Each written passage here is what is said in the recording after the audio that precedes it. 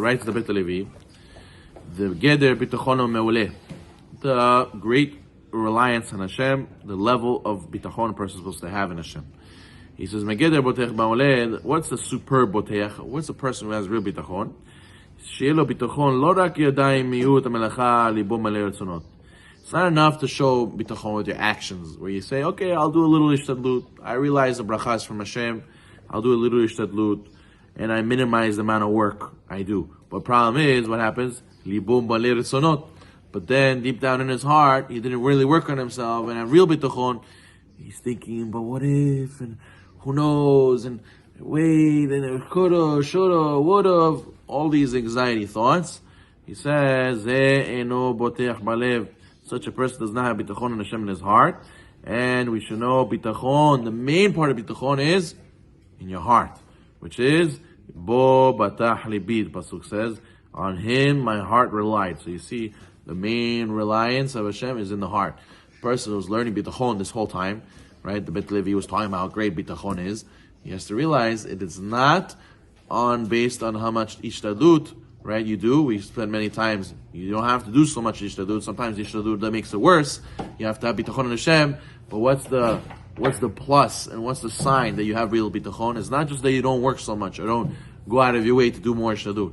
The main way to show the bitachon is how do you feel on the inside? How do you feel with your anxiety? Do you have anxiety attacks? Do you doubt and could have and should have and would have and what if and I don't know what's going to be and what all this stuff? There's no room for that stuff. If a person has real bitachon, לקדוש ברוך הוא, וכל כך יתחזק ביטחונו שבוודאי יעשה כל מה שנצטרך לטובתו, עד שיבטל אדם רצון עצמו. He says, you have to be so fortified in bitachon and Hashem, that to the point where you don't even want a certain outcome. You know what you want? I just want what Hashem wants. Hashem knows what's better for me. The guy says, what do you want, a boy or a girl? Whatever Hashem gives. Hashem knows what I need to do. Hashem knows what's good for me. Person says, "Yeah, what do you wish it should be?" I don't wish anything. I don't want to say anything because I don't know what's best for me. Hashem knows. I want what Hashem wants. Such a person, he has the highest level of bitachon, and such a person, he doesn't have any thoughts, and he doesn't maybe and what if, because if Hashem's doing it and Hashem's in charge, so why do I have to be nervous? HaKadosh Baruch Hu is doing the best for me. And we see King David reach that level when he said the pasuk, I swear that I stilled and silenced my soul like a child nursing from his mother. And what does this mean?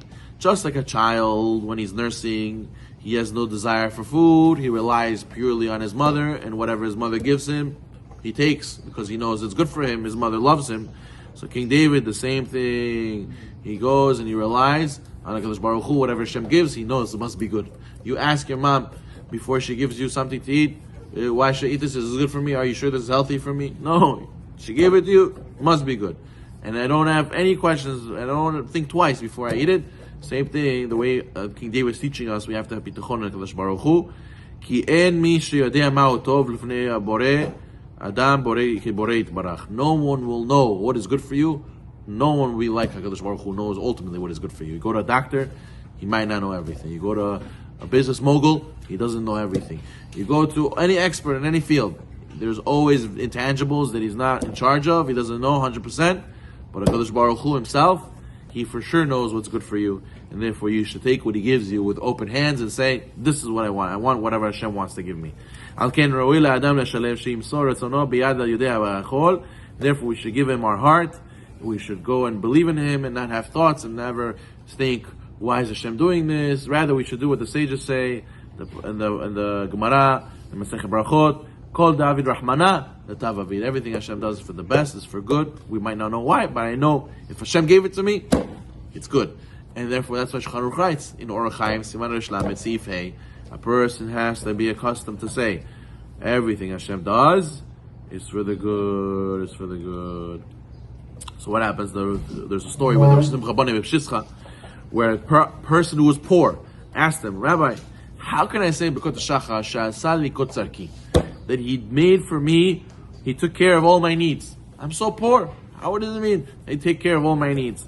I don't have a penny to my name. It's a bracha levatala, Rabbi. I can't say this bracha. So Simcha Bonim said to him, do you know what your needs are? Your need is to accept whatever Hashem gives you with love. That's what your needs are. And therefore Hashem gives it to you. So therefore, a person has to know that a real bitachon is not to say to HaKadosh Baruch Hu, Hashem, this is what I want this, I want this, I want this, I want this.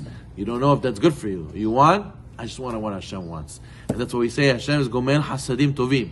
Hasadim sometimes are not good. Because a guy becomes wealthy, he changes the way he acts, changes the way he behaves with other people. The person, he gets a lot of good stuff. He might be haughty, he might become with an ego. So therefore we ask HaKadosh Baruch Hu, Hashem, only give me if it's good for me. Hasadim tovim. If it's a hesed that's good for me, give it to me. Because I know if Hashem gave it, it's good. But if I want it, doesn't always mean it's good. So we should all pray, Hashem, give me what's good for me.